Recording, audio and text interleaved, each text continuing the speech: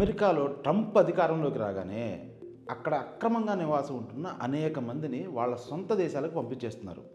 ఈ క్రమంలోనే ఇండియా నుండి అక్రమ మార్గాల్లో వెళ్ళి అక్కడ ఉంటున్న వాళ్ళని కూడా పంపించేస్తున్నారు. After President Donald Trump was inaugurated and began an aggressive crackdown on illegal immigration. Expel, repatriate and remove. US President Donald Trump is intensifying his mass deportation efforts, removing migrants from American soil. Down in Mexico, Honduras, India, even Guantanamo Bay in aggressive crackdown on immigration. Let's go, ladies. ఈ విషయాలన్నీ మీరు వార్తల్లో చూసే ఉంటారు.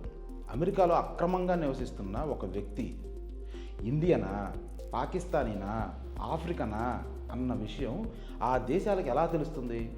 Course మన శరీరాన్ని బట్టి, అంటే ముఖం రంగు, ఎత్తు, జుట్టు లాంటి వాటిని బట్టి ఏ ప్రాంతమో అటు ఇటుగా గెస్ చేయొచ్చు.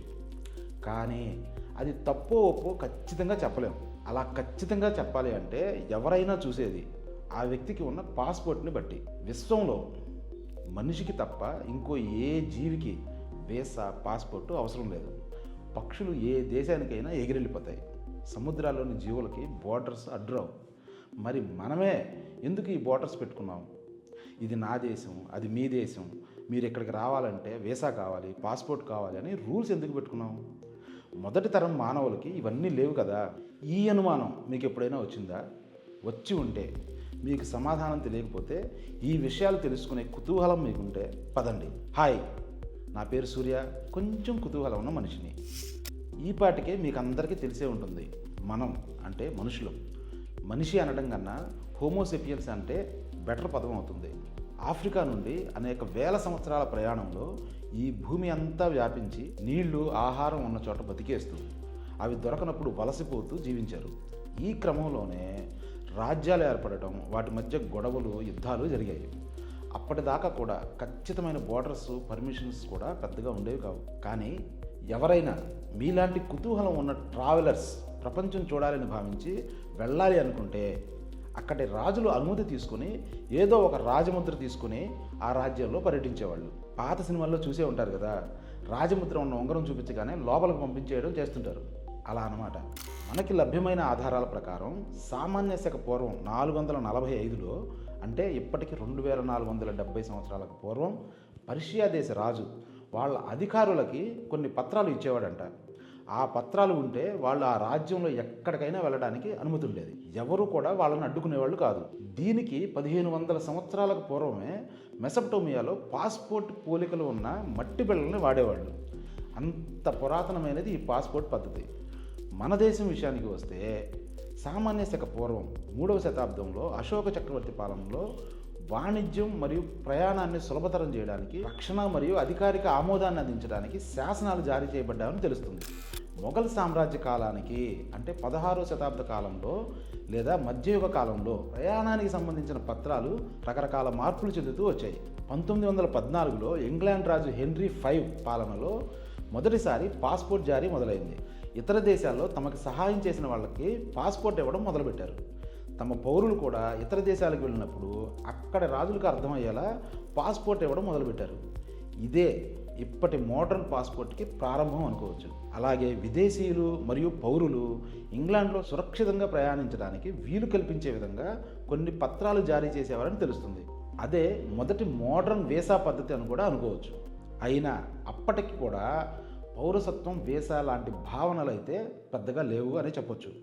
కేవలం ట్రావెలింగ్ చేసే వాళ్ళకి మాత్రమే అవసరం ఉండేది, వాళ్ళకే ఇచ్చేవాళ్ళు. 19వ శతాబ్దంలోకి వచ్చేసరికి పారిశ్రామిక విప్లవం కారణంగా అంతర్జాతీయ ప్రయాణాలు బాగా పెరిగాయి. వర్కర్స్ని ఒక దేశం నుండి ఇంకో దేశం తీసుకెళ్లడానికి, యంత్రాలు తీసుకెళ్లడానికి, లేదా ఆయా దేశాలు తమ ఉత్పత్తులను అమ్ముకోవడానికి అధికంగా ప్రయాణాలు చేయడం ప్రారంభించారు. ముఖ్యంగా వలస కార్మికుల కదలికలను నియంత్రించడానికి అనుమతి పత్రాలు జారీ చేయడం ఎక్కువైంది. అలా వలస వెళ్ళిన వాళ్ళ కాలనీలు ఎప్పటికీ చాలా దేశాల్లో చూస్తూనే ఉంటాం. మన దేశంలో గోవా కూడా అలాంటిదే.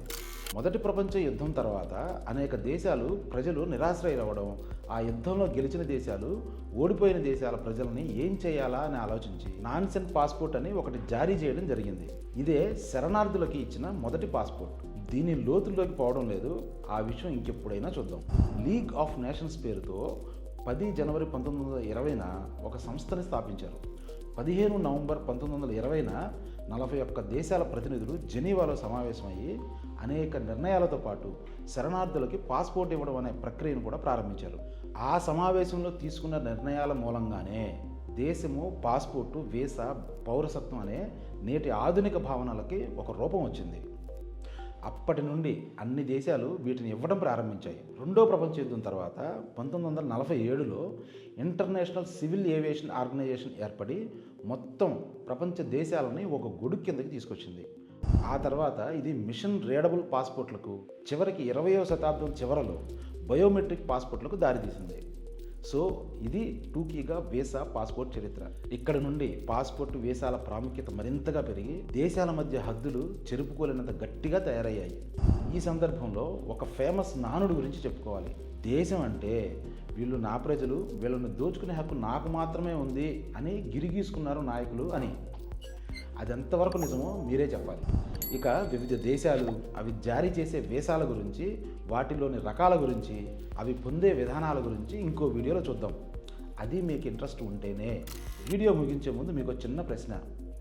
హెన్లీ పాస్పోర్ట్ ఇండెక్స్ 2025 ప్రకారం 195 దేశాలకి లేదా ప్రాంతాలకి వీసా లేకుండా వెళ్ళగలిగిన అత్యంత పవర్ఫుల్ పాస్పోర్టు ఏ దేశానిదో చెప్పండి. ఇంకో వీడియోతో మళ్ళీ కలుద్దాం. మీ సూర్య. బాయ్.